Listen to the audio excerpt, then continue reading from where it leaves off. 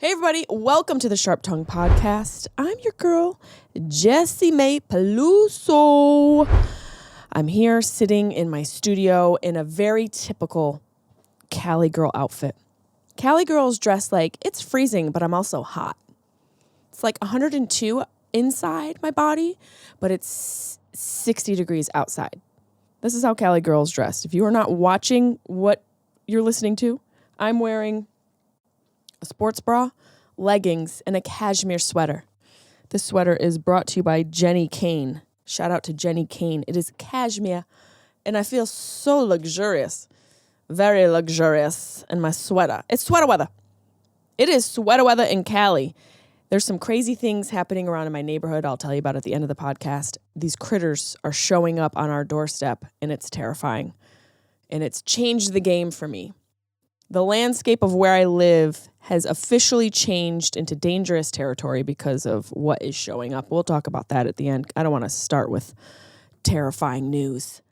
Let's start with basic bee outfits. I'm such a basic bee. I thought, I'm going to dress the way every girl does in Los Angeles. Black on black on black, white sneakers. I'm going for a $25 smoothie from Erewon. I did it once. I'll never do it again. $25 for a smoothie. I don't care if Hailey Bieber put her tears in it and her tears hold the Fountain of Youth juice. I would buy a $25 smoothie if it were the Fountain of Youth. That was a complete blatant lie. What a deal. What a deal. The Fountain of Youth should be cheap. How do you know you even want it? How do you know you're going to want to take a sip from the Fountain of Youth? What if it gives you something that you can never reverse? What if it takes away all your wisdom? What if that was the payment for the Fountain of Youth? Would you trade it? I don't think I would. Would you trade your wisdom for youth? Are you kidding me? I mean, maybe when my neck ends up looking like a cobblestone street, I'll rethink this. But right now, I don't think I'd change my wisdom for my youth whatsoever. However, no way. Not taking a sip of that Hailey Bieber youth juice from Erewon. No, thank you. I'll stick with my own homemade smoothie at home with the kale. Got to put a handful of kale in that baby. Does anyone remember when kale used to be the side piece? Now kale's showing up like Beyonce. You used to just lay next to a scoop of cottage cheese. Let's not forget. Now you're acting like you're a showstopper. Oh, you're the main ingredient in everyone's salad? Oh, you're the first ingredient in everyone's smoothie? I remember when they used to tuck you under cantaloupe. Why don't you back up with all of that extra energy you're coming into the room with? When did kale get so confident? You used to sit haphazardly underneath scoops of fruit salad that were canned, not even like a real fruit salad. It was canned. Chunks of honeydew, hidden. We could barely see you. Now you think you're fancy with your $7.99 a head of kale. I don't even know how we buy you. What increment do you buy kale in? Overconfidence? How much is a pound of overconfident kale? I'll tell you, too much. Get back underneath the cottage cheese from which you came, because you're not that fancy. I don't know why I'm so mad at kale today. What did kale do to me? I'm coming in hot. It's a bad day when you're arguing with lettuce. It's been a week, hasn't it? And this podcast is not political. If you're looking for my political opinion on what's going on, I'm not going to tell you anything that you haven't already heard.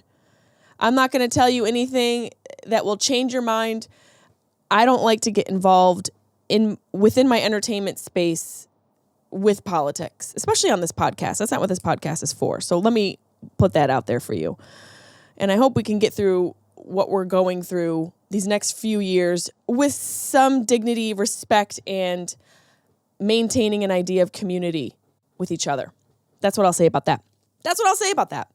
There's some wild news in Syracuse. I like to do some Cuse news. Woman stabs estranged boyfriend, then goes to work to drive students to Syracuse school. Police say. This happened on November 7th. A 32-year-old woman assaulted her boyfriend Monday morning, then went to work and drove students to an elementary school in Syracuse. Zakiah Hill was charged with second-degree assault, fourth-degree criminal possession of a weapon, and endangering the welfare of a child, according to Kieran Coffey, a spokesperson for the Syracuse police. Around 7:53 a.m. Monday, Syracuse police officers responded to the 100 block of Grumbach Avenue, I don't even know where that is, for a stabbing complaint. Can you imagine complaining about a stabbing? I feel like you need to do something a little bit more than complain. I feel like a stabbing is probably something that should be elevated to a help. I'm dying? Hi, I'd like to complain. Yes. What would you like to complain about? A stabbing. Just someone really rude with a knife.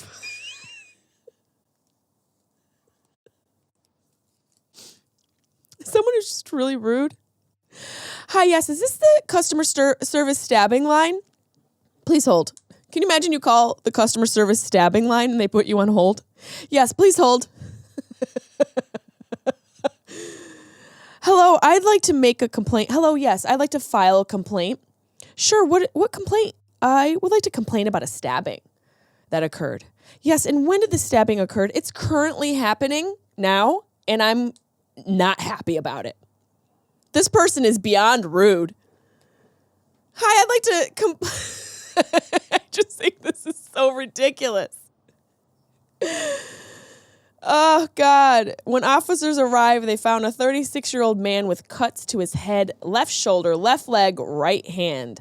The victim taken to upstate hospital where he is listed in stable condition. Okay, so we can have fun.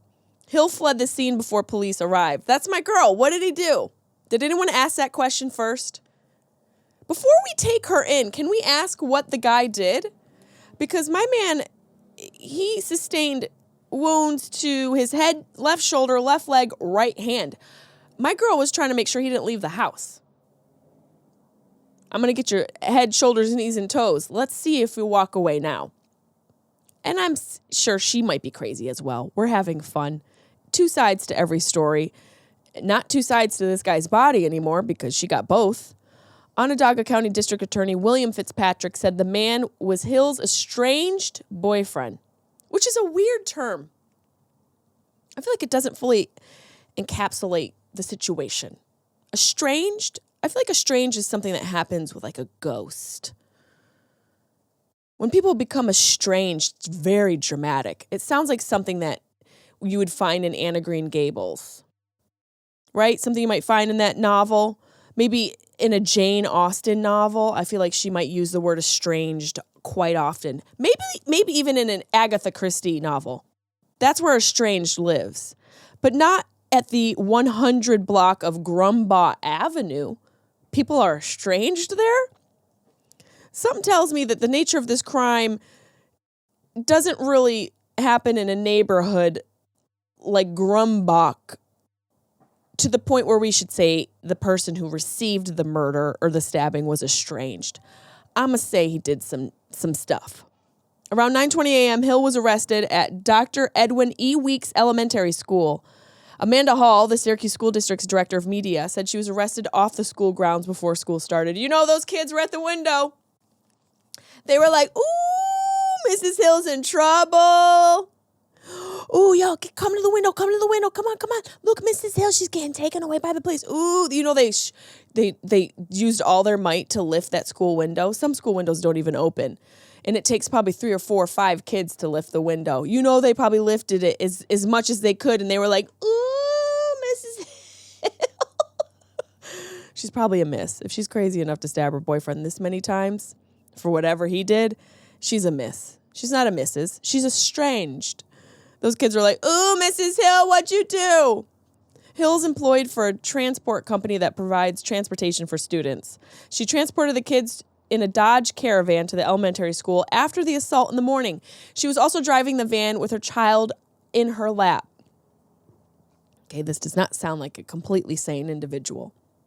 First of all, I like that she tried to at least do her job. Second of all, she did it after committing a crime. Third of all, she ended the day committing another crime with her child on her lap. Can't be legal.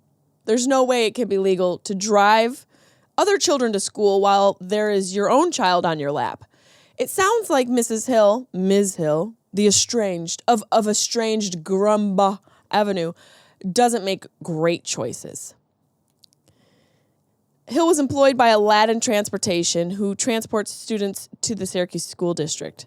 She took 3 children to the school. A driver of another Syracuse school district bus stopped and tried to help the stabbing victim. The driver works for the First Student Bus Company. Hill was taken to the Onondaga County Justice Center and was released on pre-trial release. Editors note the article is updated with information from the school district. So this is the most updated information that we have. And it's interesting that these two school bus drivers have so much stress in their lives driving kids to school that they're stabbing each other. What this article omitted is what exactly happened. You don't just stab someone for no reason unless there's an extenuating circumstance, such as drugs, such as some mental disorder, mental illness. We can't rule out stress. People snap. Everyone's seen the movies. People snap in real life. This girl could have snapped. And instead of chopping him up to being an asshole and her to being a bitch or crazy, something went down. You don't stab your estranged boyfriend 4 times for no reason. First of all, why is he estranged? What made him estranged? I'm going to guess whatever made him estranged made him stabbed. How do you go from estranged to a stabbed? What'd you do, dog? This is the one instance where you could go, well, what'd you do? It's a fair question. If we're going to go, yeah, she's crazy, fair, not arguing. But we also have to go, well, what did he do? If it's nothing, then guess what? She's still crazy. But if it's something, she's a little less crazy now, isn't she? If it's something, she's a little less crazy. Not saying she's not crazy, but she's a little less crazy, right? A little less crazy. Oh, Carlin made it back to the studio. Hi, buddy. We're talking about Syracuse news. Why don't you lay down in your bed? Let's do a couple absolutely nots. First of all, this situation's wild. I haven't read the entire article at all. I'm a mom to 8 dolls. I breastfeed them and take them everywhere. So now we can probably chop this one up to a little cray-cray. A woman is an adoptive mom to her 8 reborn dolls. That makes me shudder. And breastfeeds them, makes them breakfast, and takes them everywhere with her. Kelly White, 28, became interested in the realistic dolls after seeing a YouTube video showing off a collection. The cosplay lover had already originally wanted to use the dolls as a prop, but began to feel attached to her. This is why it's important for us to have community. And it's important for people when they're raising children to wean them a bit and not well into their 20s. I feel at that point it's too late. You know, if you look at a lioness, I think she shakes those kids off around maybe 5 years old. I could be wrong, give or take. Maybe we need to start doing that as human adults. Maybe we got to shake the kids a little looser sooner so that they're not breastfeeding dolls. Nothing against this lovely woman, Kelly White, but someone breastfed her too long, is my guess. Over the last year, Kelly has grown her collection to 8, and she said she's spent around $2,000 on them. She used to breastfeed her younger dolls, but now bottle feeds them. Well, that makes sense. They probably grew out of breastfeeding, and hopefully they didn't get sick from having any sort of formula. I wouldn't want her fake dolls to get sick from fake formula. Fake dolls probably do better with fake formula. She made milk from flour and water. That's going to cause digestive issues with those dolls, for sure. Kelly, a content creator from Long Island, said, I've been wanting to be a mom since I was 8. I got attached to her as if she was an adopted child. If I read on and find out this girl can't have children, I'm ahead of schedule here to say that I'm an asshole. But if that's not the case, I'm going to continue on. Suddenly, I was spending clothes for her in a bed. They are comforting. I'm living in my truth of the life I want, as if I was a mom. You know, maybe this is a solution to my faux moom that I'm having. Kelly came across a video in October 2023 and bought her first doll, Jennifer. Okay, very basic name. She said, I got really interested in the reborn collection as soon as I got my first toddler doll for my birthday last year. I'm going to also jump in here and say getting a doll any time after 10 is probably not a good toy. So, you know how they put the ages on toys, good for 3 to 8 years old? We need to put a limitation for adults. If you're an adult, you need to prove that you know a child with whom you're planning to gift this gift to. So if you're buying a toy, we need to see some ID. We need to do some sort of background check. Because if you're a single guy and you got a white van and you're coming into a toy shop, we should probably check and see, well, where's this toy going? He could be a service worker. Sure, he could be an independent contractor. I'm not denying that. But what I'm saying is maybe we need to implement a little bit of checks and balances here to help out society. She said that she added to her collection this year and she started making money through the TikTok Creator Fund. Well, good for her. I guess loneliness pays. Kelly now has 2-year-old dolls, Summer, twins Molly and Anthony, Ashley, Elizabeth, Michael, and Adam. She's also planning to get a new one, Emily, this month. It was cool. They looked like a real baby. It appeals that they look realistic. She keeps most of the dolls in cribs in the living room, but has a baby Adam and Jennifer in her room. That's good because in the middle of the night, it's probably very stressful. She has a routine. I make them breakfast and I get them all dressed. I put a movie on for them. We're nearly done with the Disney marathon. It sounds like this girl's living a great life as a mom. Here I am realizing that there's a new level that's been unlocked. This isn't even nightmare fuel. This is faux moon fuel. Fear of missing out on motherhood fuel. Because here this girl is living her best motherhood life to fake dolls. She found a loophole in the matrix. I tip my hat off to her. I put her in the absolutely nots. She might have figured something out. She has a double stroller and takes turns with the dolls, taking them out with her to a park or restaurants. She wants to adopt her own children, but is currently struggling to find work. I can't imagine why. Instead, she gets to practice with her dolls. I've spent a couple $1,000s on them.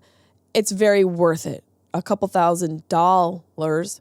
Taking care of them is comforting. She's now confident going out with her dolls, but she says she does get negative comments online and in person. Here I am. When I first got Jen, I wanted to keep her a secret. I wanted her to be my child. I'm an adoptive mom. You know, if this is what this girl's going to do to keep her balanced, go ahead. I wonder how much diapers are. Is she actually changing diapers and throwing them out and purchasing new ones? I hope not. I hope that she has some sort of financial plan associated with this motherhood loophole that she's found. See, I want to talk to people like this. I want to see what she's like. She could be a really sweet girl. Her eyes tell a slightly different story. The dolls are terrifying.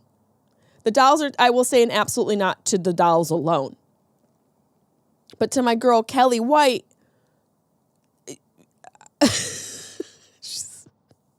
girl, you're gonna. I was just gonna say, she's gonna be single for the rest of her life. She won't be. There's someone out here for her. There's someone out here that will love her. And it sounds like, from the looks of it, she's gonna be a very nurturing human being. It sounds like if she can nurture fake people, she might want to kick it up a notch, kick up the game, step it up. I think you might be a great mom. After all these dolls, if those dolls survive, maybe she should move on and into motherhood. But don't put it past me. I might have to go find a couple dolls.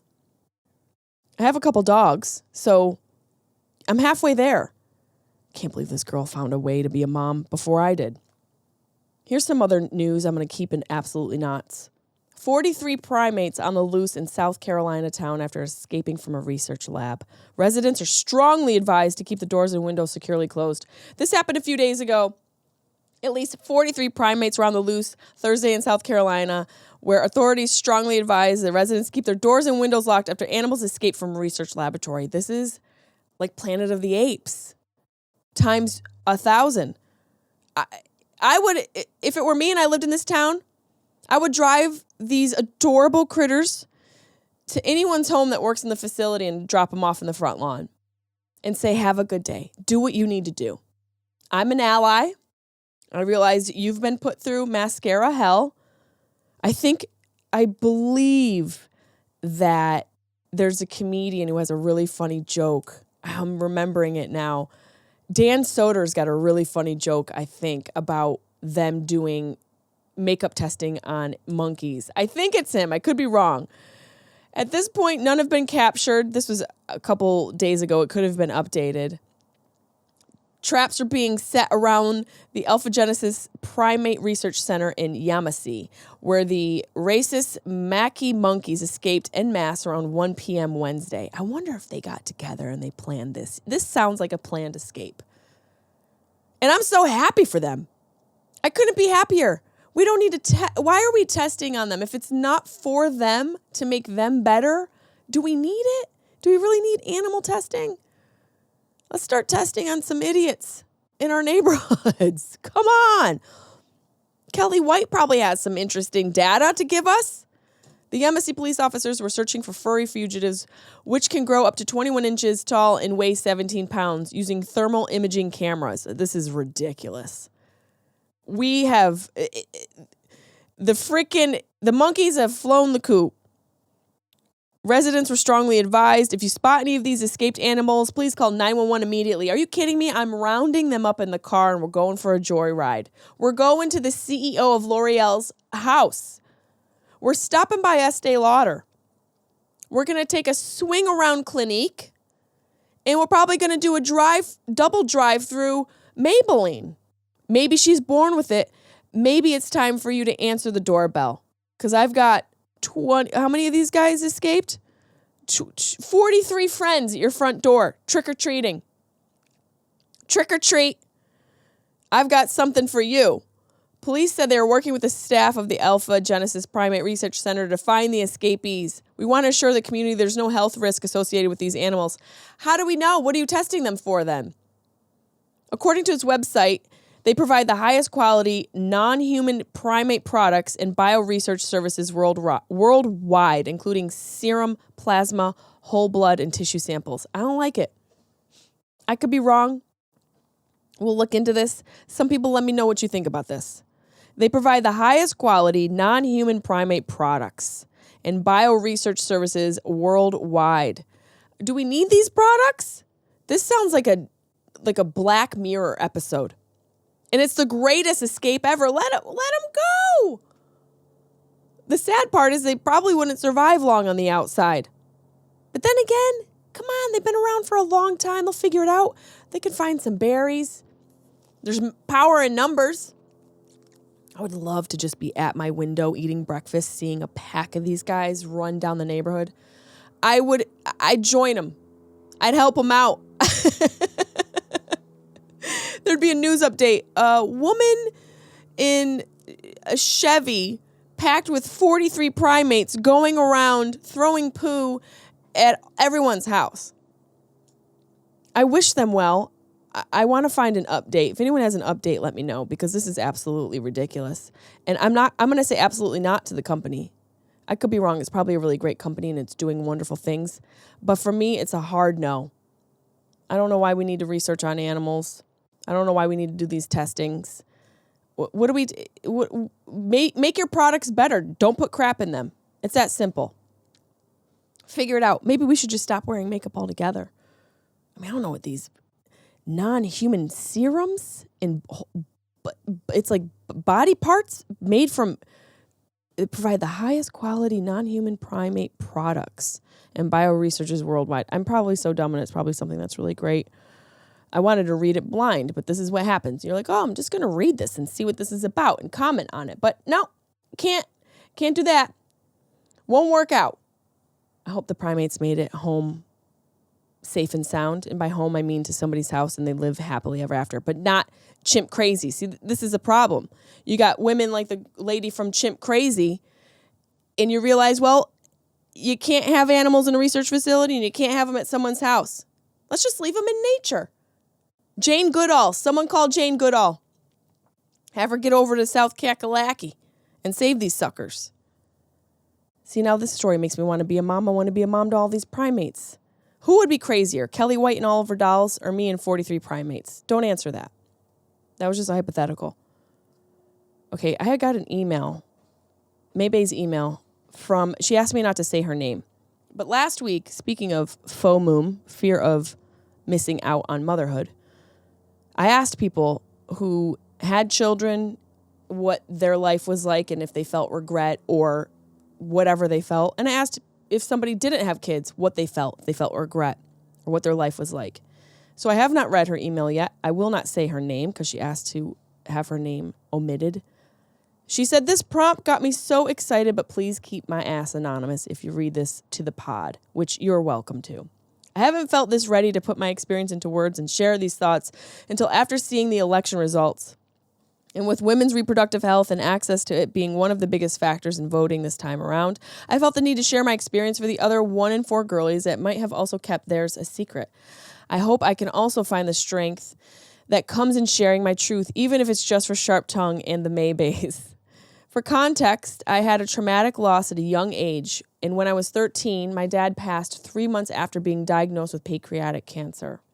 All throughout my teen years, I was detached from my emotions over the loss, and I was primarily focused on blending in at school and having friends in the cafeteria and not sticking out among my peer groups for being the girl with a dead parent. Now, at 30 years old, I'll scroll through Facebook and Instagrams of the people I graduated with and see all the babies made among my high school class of 2012. I am a woman that made a choice many years ago not to be a mother, and I don't regret it, but it still does cast its shadow of doubt every now and then when I'm feeling most vulnerable, especially now with abortion being such a hot topic in today's media. Since the overturning of Roe versus Wade, it forces all of us women who have had abortions to relive them, as we are now the ones having to defend it." Very well said. "I got pregnant less than a year after graduating high school with my long distance boyfriend during Thanksgiving break of our first year in college. That sounds like a good time to do it. You're stuffed, you get fed, why not get a little fun? I made the decision to have an abortion and told only my closest girlfriends at the time and kept it a secret to my family. Growing up in a Catholic immigrant household, the guilt associated with sex in general would be enough to sway a little good church girl to not even participate in the first place. But I was in love with my boyfriend, and not just with anyone. I was in love with the boy next door. Oh my God, this is going to make me cry. We were friends since 3rd grade, but didn't start dating to the end of our senior year in high school. So it was our first year dating, living apart in different states during the school year, and attending colleges on our own. It was a difficult decision I had to make at the time, but we were just at the starting line for the rest of our lives, and it was more of a disruptor than a blessing. That makes sense. Compared to now, reality was very different to when I walked into my first Planned Parenthood 11 years ago. Obama was president, and I was attending community college in my hometown, living in the same house next door while he was away at school. The only people that were visibly against abortion stood out against the outside of the clinics I was walking into, waving their signs and yelling horrible things at anybody walking in. Financially, I didn't have to think twice about it because the abortion was covered under the Obamacare. Abortion was an option, but definitely not an easy one to make at the same time. It was a decision I absolutely do not regret. Just the occasional what ifs from time to time, but nothing more than a fleeting thought, followed by an instant relief that there's not an 11-year-old child of mine walking the earth and needing me. I knew girls the same age that were pregnant at the same time. They had their babies and motherhood took over their 20s. I used to have thoughts wishing I could have pulled myself together to be more ready at the time. But now I look back and wish I could talk to the scared 18-year-old me. Let her know she is making the right choice for herself. I didn't even really start to face all of my personal grief head on until my late 20s. I couldn't articulate it then, but I just knew him and I couldn't handle being 18-year-old parents. It's not that I didn't want a baby.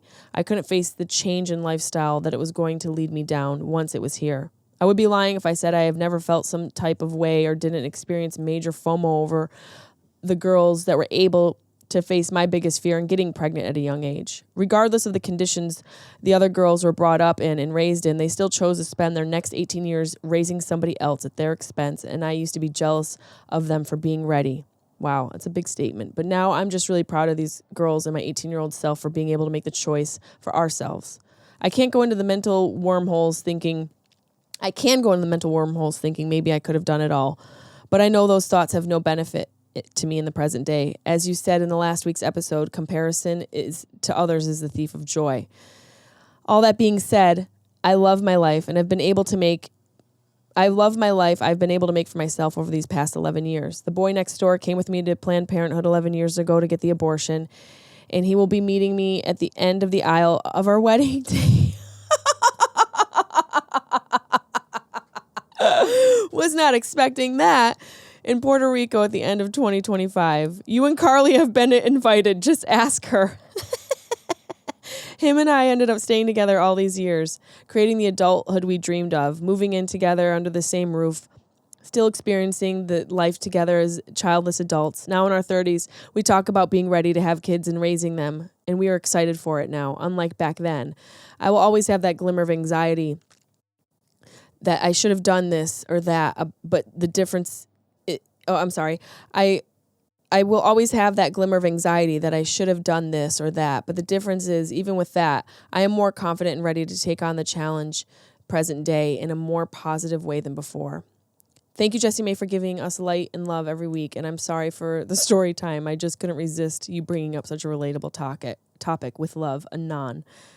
I thought that was really important to share because I saw that it was about the question I asked, and I could not have imagined being walked down that very revealing and personal story. Thank you for sharing that, Anonymous, with us.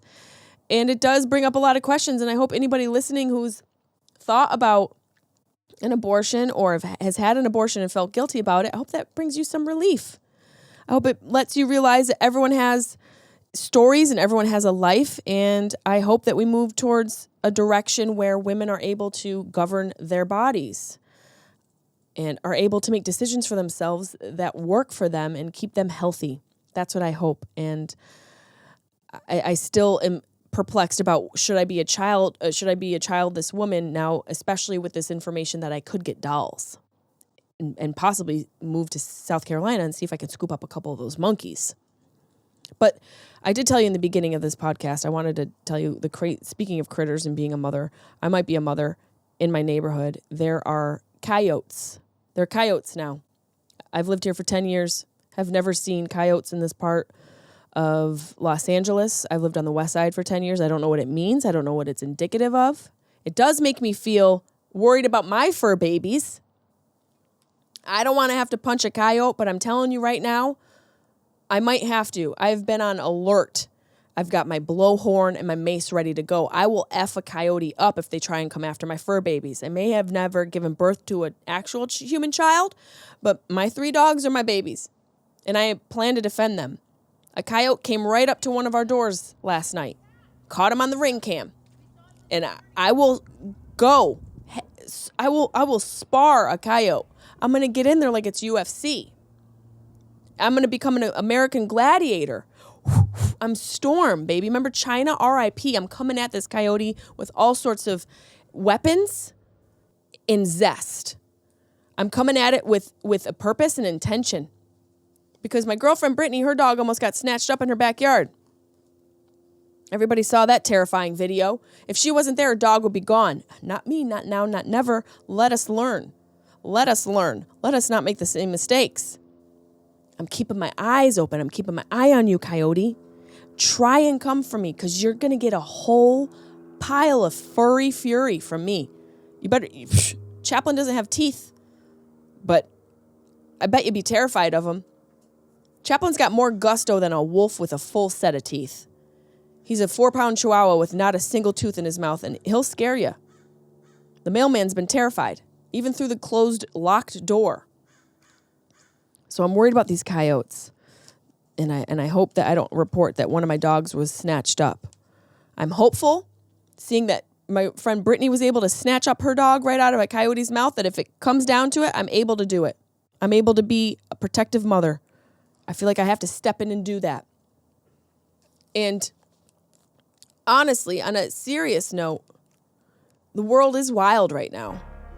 Truthfully, feels a little wild. I don't know if you guys have felt like in a daze the past week, or just even with the time change, the election, everything has been really disorienting.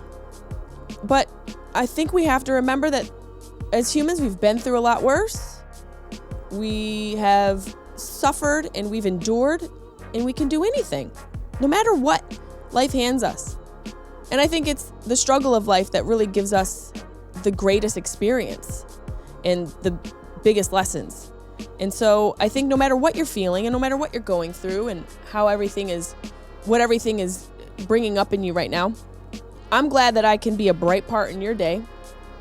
And I hope that, like I said in the beginning, that I'm the best part of your day. If I'm the best part of your day, that's the least I can do. I might be busier coming up soon because I'm probably going to get a couple dolls, especially because it's the holiday season. So I'm probably going to have to send my sister a couple links. Now that I know I could actually be a mom, I'm going to be really busy breastfeeding. I don't know how long it's going to take for a fake doll to latch onto my breast, but I'm going to work as hard as I can. I wonder if I have to get like a doll mom support group. Guys, I'm realizing that my to-do list is getting a little longer than I planned now, so I'm probably going to have to go. But hope you enjoyed this week's episode, and who knows, next week I may be a mom to 9 dolls. Take that, Kelly White.